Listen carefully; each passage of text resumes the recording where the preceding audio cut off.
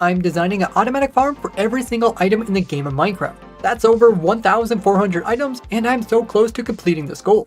Hello there, Ray here. With auto-crafters and playerless snow farms, getting tons of snow manually is a thing of the past, as just with a few minutes you can build this simple contraption which is efficient at producing a never-ending source of snow. Now we can't just place in our snow farm anywhere, as golems will take damage in savanna, badlands, desert, and the nether dimensions. And if you put it in spawn chunks, it can run 24/7, or if you have it chunk loaded at your base. Otherwise, put it in a location where it's commonly loaded by players. You can learn how to get spawn chunks and chunk loading working with this video here, which I'll put in the description. Now that you found your location, we're going to place in our first block between two chunks, which you can see by doing F3 plus G, and then in the center of those. This block needs to be blast resistant, and then we're going to go out 3 from each direction of this block. I use crying obsidian because it's a really cheap block to get in large amounts when you have a piglin bartering. Now we're going to connect up the centers just like this, so we have a big enough platform for the TNT to land and destroy the snow without actually destroying the rest of the farm and the collection system. Alternatively, you can come in with leaves, but you have to make sure that these are waterlogged so the TNT can't blow them up.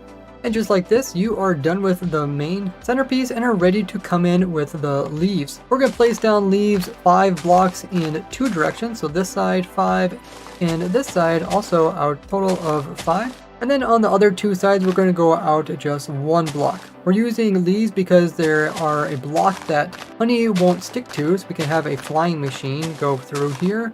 And they're also cheap to get in large amounts just by using a shears on a tree to get however many you need. We're going to go ahead and fill in this whole square with leaves now. Now it will look like this, and we are ready to put in the collection system. So we're going to come to this end and we're going to remove 1 block all the way along this entire length. Then we're going to build up this along the edge here. This is going to collect the items that get pushed off by the flying machine. We're then going to come in with the leaves on top of all of this. This will prevent the items from getting pushed too far. Now on this backside, we're going to place in 2 ladders here. We're going to skip a space, place 1 ladder, skip 2 spaces, and place in 1 ladder. These ladders will stop the actual snowmen from falling in the same hole. Now we'll come in with the water on the side that has the double ladders, and we'll put that in. You can see it goes all the way to here. And then right at the end, we're going to knock out this block and this block, as well as this block and this block. This is where we're going to place in the chest back here, and then we're going to place in hoppers pointing into that chest to collect all the snowballs. And then we can come in from this side over here and access the chest by removing these blocks here. Now we will mirror this onto the other side. While I'm clicking blocks into place, click that subscribe button.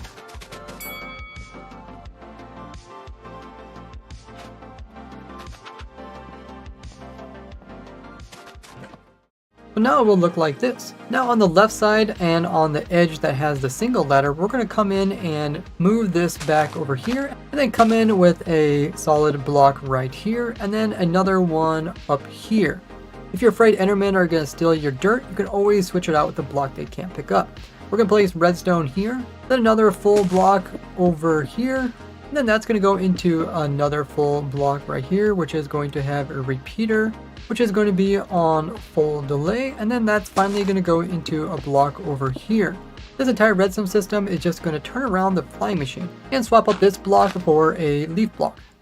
Next up, we're going to build the flying machine, which is going to be on the opposite side. We're going to start on the far side, and we're going to use honey. You cannot use slime. We're going to take it all the way out to here and place in a honey block there, and then swap out this one with a leaf so it doesn't stick to it.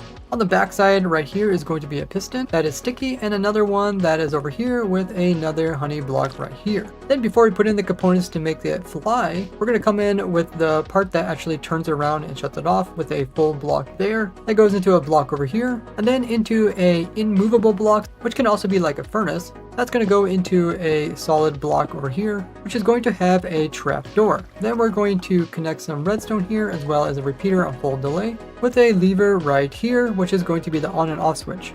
Now we're ready to put in the observers, which are going to make the flying machine actually move. One that's pointing into this block here, and another one which is pointing over top of this piston. Now when we update this by flipping this lever here, it's going to activate the flying machine, which are going to move one segment, and then the next segment is going to pull the other one, And then when it reaches the far side, one of the observers is going to activate redstone coming on this side, activating the opposite side of the fly machine, sending it the opposite direction. And this piece over here will do the exact same thing, except we're using a trapdoor instead of a piston. Now the fly machine will just keep going back and forth indefinitely. The fly machine will be used to move the golem so we get tons of snow layers across the entire machine, as well as collect all of the loot.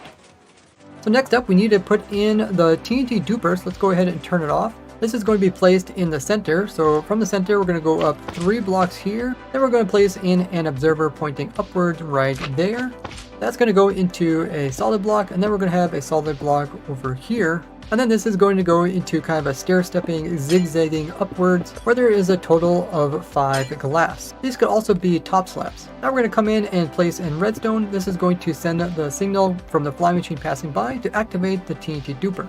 This is going to go into a block here, which is going to have a repeater on full delay. Then we're going to have a sticky piston out the front of this, pointing this direction, and this is going to go into what is going to be the TNT duper. I'm using a design from my video here, which is really simple to set up. We just make this shape out of slime, we come in with a wall or fence there, then we come in with a detector rail this direction, and a minecart on top of that, and then we're going to have a dead coral fan up against this side here. Don't put the TNT in right there, but instead put it right here, and then the next time it moves, it'll pick it up without it activating prematurely. Then on the sides of this TNT, we're going to come in with some full blocks on these 3 sides just to align it a little better so it drops straight downwards. And these blocks should be of higher blast resistance like stone. If you don't want to use a TNT duper, you can always come in with a dispenser that dispenses out TNT. Now lastly, we just need to protect this components over here from the explosion. You just can't waterlog this block here, but instead need some type of obsidian, otherwise this golem will take damage from that water. Or you can get this obsidian just by placing lava up against this water. And now we can go ahead and turn it on and watch the fly machine go underneath, activate the observer, which is going to activate the redstone, which is going to move the TNT duper, duplicating 1 TNT, and then the TNT will explode. Also notice by the time it explodes, the fly machine is the farthest away, and all the leaves are far enough away so they can't get destroyed. Next up is an important step, leaving a like on the video. Now the last thing to add is the snow golems, which is also the most important thing, so we can actually get some snow out of this. So putting in the snow golems is really important where exactly they are placed in. We're going to start on the far side here, but placing in a rail. Then we're going to place in some snow like this. We're going to place a carved pumpkin, and then quickly switch to a minecart. So carved pumpkin goes there, we put it in the minecart right on the same block as the golem is sitting, and then we just come forward and push it. This way you can easily get the golem into the minecart without having to do any fanciness. Now this golem needs to be sitting right between these 2 blocks, so it produces snow layer there and there. And pressing F3 plus B lets you see these hitboxes. Now we go on to make the next snow golem, which is going to be between these 2 blocks. We're going to do the exact same thing and put in the pumpkin and quickly put in the minecart and push it before the golem runs away. And then once again, we're going to push this golem so that its minecart is sitting between this block and this block. We'll do the same thing for the 3rd golem here. If you have a golem that escapes, you just have to kill it and start over again. Another way you could do this is by putting a minecart here and then producing the golem over here and then pushing the golem into the minecart, which can be easier for some people. Now this golem is also sitting between these 2 blocks. The last 2 golems have to be split between these 3 blocks. Then we're going to put in the golem into this one here, but instead of pushing it directly between these 2 blocks, we're going to make it a little bit further on the left block. So the minecart's sitting just like this. Now the next golem we're going to come back a ways just so we have some room to work with, and the last golem will be placed in like this here. But instead we're going to push it with the majority of it on the leaf side over here with a little bit on the obsidian side. So it should look like this so that these 2 minecarts have a little bit of a gap between them. Then we can come in and remove the rails here. Now all the golems are ready to get moved by the fly machine. So if we just go over here and start it, the machine will automatically come through and start pushing them. Once it gets to the far side, it's going to clip them inside of the honey, which is where we want them to be. So now that they're stuck inside, that is perfect. They are also moving along so that a little bit of themselves ends up hanging over.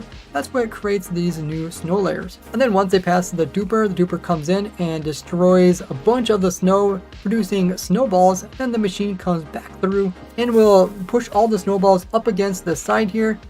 They might kind of clip up against the edges, but they'll eventually fall down into the water system and get collected into the chest here. To stop the golems from fighting with hostile mobs, make sure to come in with plenty of light so you don't have any mobs nearby. You also might want to come in with some walls to stop the golems from hitting some skeletons and then starting a fight which the golems are definitely going to lose. Now if you happen to build the farm in a biome that doesn't produce snow but instead produces rain, we're going to have to come in with a roof over top of these golems so that when it rains they don't die from it. You can build this out of any full block and it just needs to cover all the areas which the golems are moving through.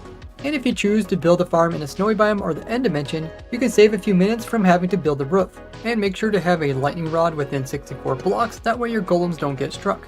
It's very productive, so place in a lot of chests, or you can automatically have these snowballs being crafted into snow blocks or layers by using my auto crafters here, which I'll link below. And just in 1 hour, this machine can produce 24,000 snowballs. Found this helpful? Consider leaving a donation. See how I made a dragon farm, beacon farm, and much more in this playlist here. Help me continue to produce these farms for free by joining as a YouTube member. You can join for as little as $1, and there is perks that go along with it. Otherwise, share this video with one of your favorite Minecrafters. Bye bye!